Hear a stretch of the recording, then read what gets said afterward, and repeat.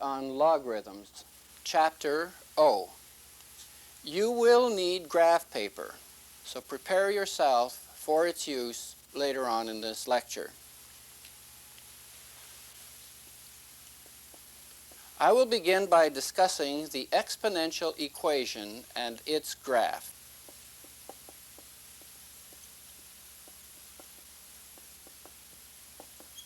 Because there is a mathematical connection between the exponential equation and the logarithmic equation.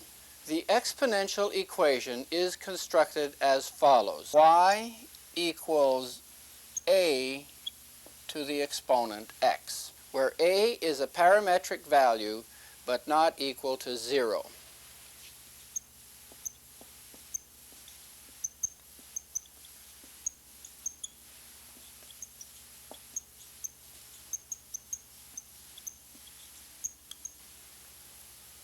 For example, let a equal 2.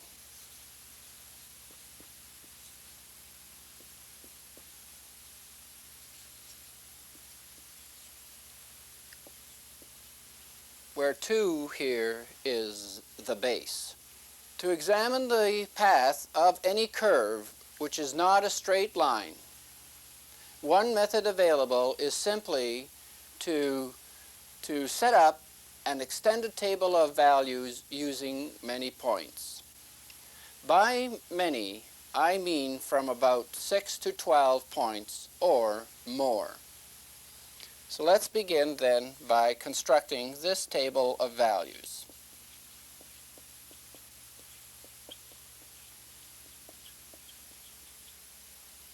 You set up a box of fare with the x value along the top row and the y value along the bottom row.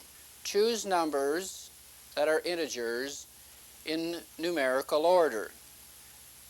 We'll begin with x equal to -5 and work our way up to approximately 5. -5, -4, -3, and so on. The more obvious will be the path of the total curve. Now, if you substitute these values of x where you see it in the equation, you can solve for its corresponding y value. You have y equal to 2 to the -5th. If 2 is raised to the -5, this is equivalent to 1 over 2 to the +5. And that is eventually 1 over 32. Now 1 over 32 as a decimal is equal to 0.03125.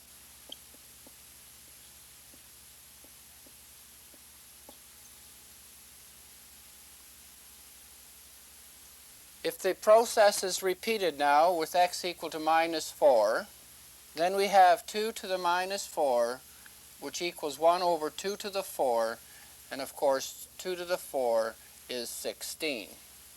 And 16 goes there, and 1 over 16 is equal to 0.0625.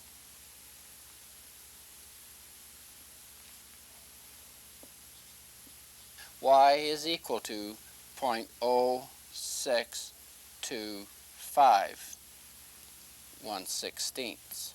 Continuing this way, with the exponent now equal to 3, we end up with 8 below here, which is 1/8, the fraction, and 1/8 as a decimal is equal to 0.125.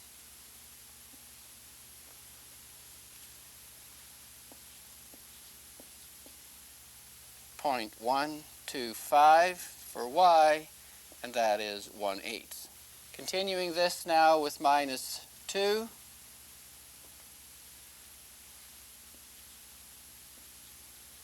this becomes a 4, and this becomes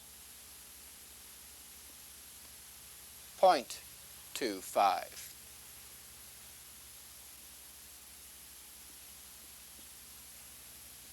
let's continue with the rest of it, working things out in our heads.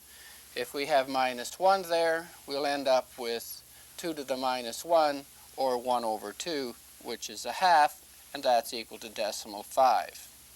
If x is 0, 2 to the 0 gives y equal to 1. If x is 1, 2 to the 1 is 2. If x is 2, 2 to the second is 4. 2 to the third is 8. 2 to the fourth is 16, and so on. I would like you to draw the graph represented by points whose coordinates are listed here on ordinary graph paper. I have reconstructed my table of values up here so that I have room below to discuss its graph. And the scale along the x-axis will be as follows: 1, 2, 3, 4, 5, 6, minus 2, minus 4. And on the vertical axis, this will be 4, 8. Let's begin to plot the location of the coordinates of the points represented by the table. We'll begin at 0, 1, work our way to the left, and work our way to the right from there. 0, 1 is located, therefore, approximately in this position. Going to the right, 1, 2 is approximately here. Then 3, 2, 4, I should have said, is right there. 2 this way, 4 this way. I'll write this one in as a reminder. Don't want to clutter up the graph too much. For 3, we end up with 3, 8. Going to the left side of the table at minus 1, we have y equal to a half, approximately there. If you'll notice when you get to minus 2 for x that the y value is a quarter. Well, that means that the half distance that I just drew is halved again. So if you can imagine a half space in there, then you can transfer it to its position over here. And the next one, where x is minus 3 and y is 1/8, you're going to have this distance again. So there's half there, and then half again, and then half again, and half again, and so on. I want you to notice a very important property regarding this curve right now. And that is, no matter how far to the left I go with this curve here towards the left, that I will always stay above the x-axis. It never crosses over. No matter how small the exponent to 2 is, here you have minus 100, 1 over 2 to the 100 is extremely small, but nevertheless it's positive. So the curve kind of slopes like a ski slope, coming in towards the x-axis and continues like this, getting ever so close to x but never crossing over. The curve drawn asymptotically to the x-axis. So we would refer to the x-axis as the asymptote to the curve.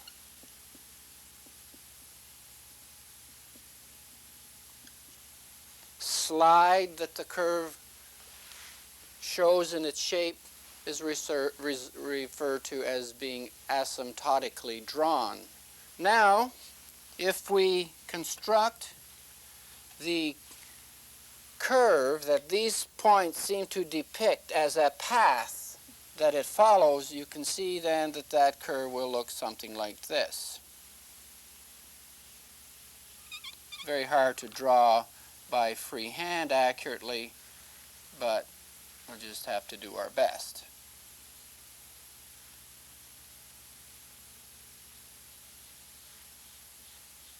It's supposed to be a smooth curve. And that's what an exponential equation as a graph looks like. Y equals to the x.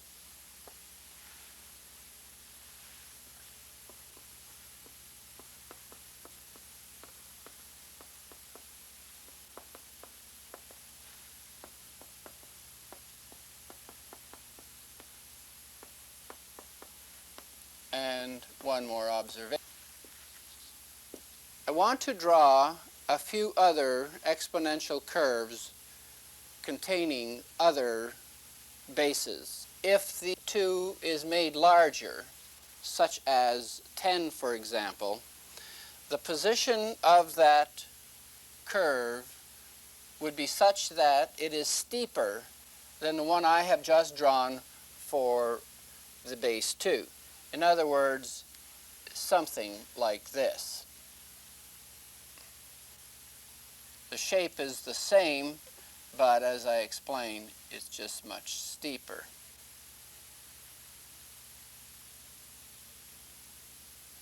Comes down below like that rather quickly and continues asymptotically towards the x-axis.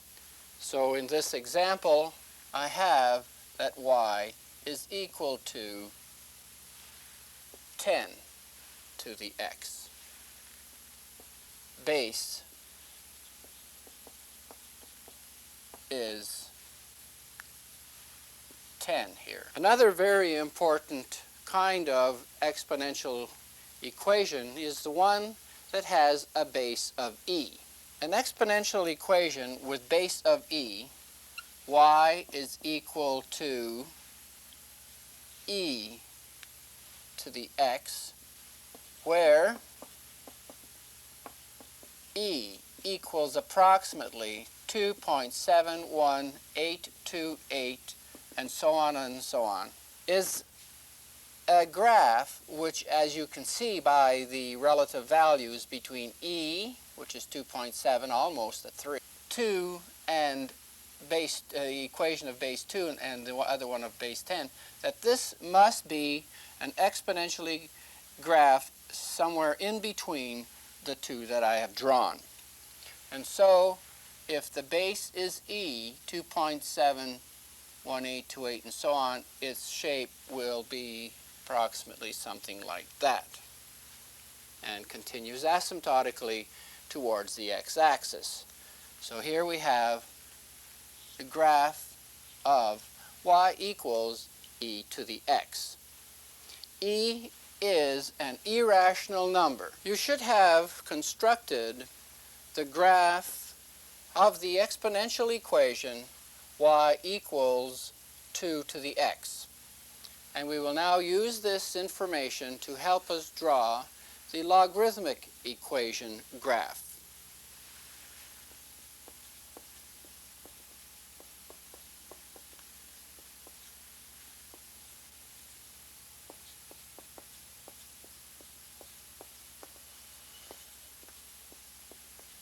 Now, in the logarithmic equation graph, I want you to do a few constructions here. Take a ruler and, through the origin, very carefully construct a line at a 45-degree angle. This line, drawn at a 45-degree angle, has an equation.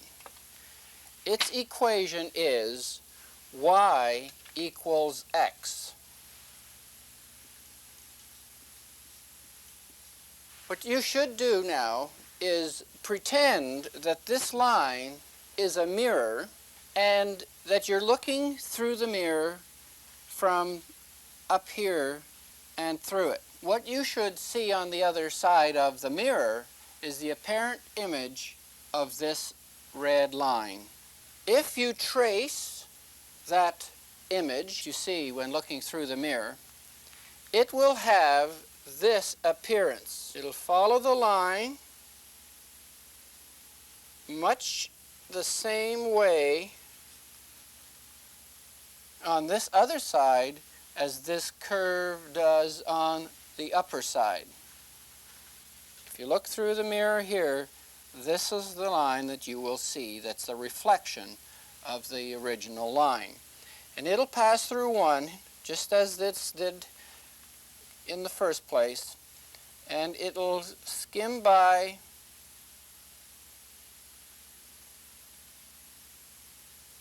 the line acting like a mirror, same distance apart, and then flare out just as the original curve does as it goes up in the graph. And so, trying to reconstruct this, you end up with something like this. To get the exact reflection, I would suggest that you take your graph paper and fold it along this mirror.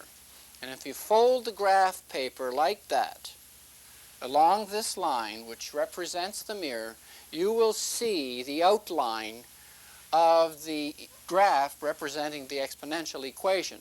And if you trace that curve that you see through the paper, you will be drawing the so-called logarithmic curve.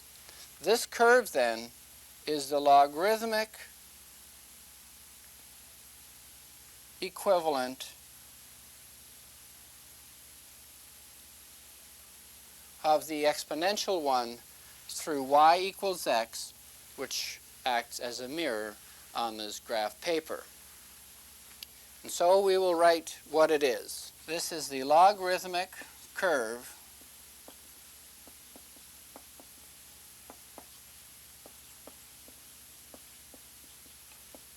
also to base 2. Because this curve is drawn on the other side, so to speak, of this mirror, we refer to it as the inverse of the exponential equation.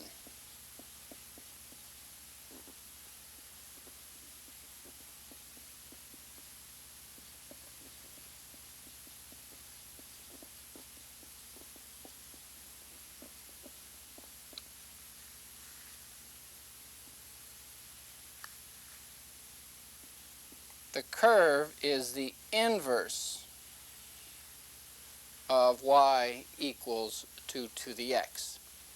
And the way we write the inverse, or the logarithm of the curve, is as follows. X is equal to 2 to the y. Anytime you're given an original equation and you want to write its inverse, then you simply have to replace every one of the y's. Then those y's would all be replaced by x, and all the x's would be replaced by y. Then its inverse. Notice the variables are switched, but we must rewrite the equation so that y is on the left-hand side written by itself, and the x variable on the other side. And how we do this is by definition, that if x is equal to 2 to the y, then y is equal to the log of x to the base 2.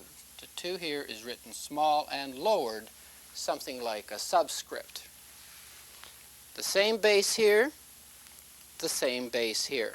Going back to exponential equations again, let's examine the exponential equations for different bases. Y is equal to 10 to the x. And y equals e to the x. These exponential equations were drawn on the board. Logarithmic form of y equals 10 to the x, y equals the log of x to base 10. This is referred to as the common logs, or the common logarithm. common in the sense that historically, when mathematicians dealt with logarithms, they dealt mainly with the one of base 10, listed it as y equals the log of x with 10 understood. In the other example that I have, to express that as a log, I would write y equals the log of x to base e. The reference to this kind of logarithm, which has very special application, commonly referred to as the natural logarithm.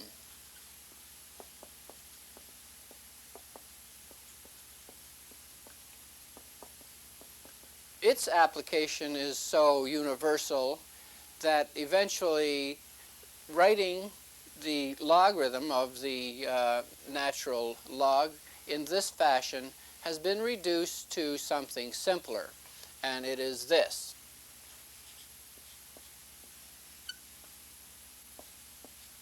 Notice the e is out of there, and we have ln actually to remind us that this is a natural log. The pronunciation commonly used here is lawn, like the lawn on your front yard.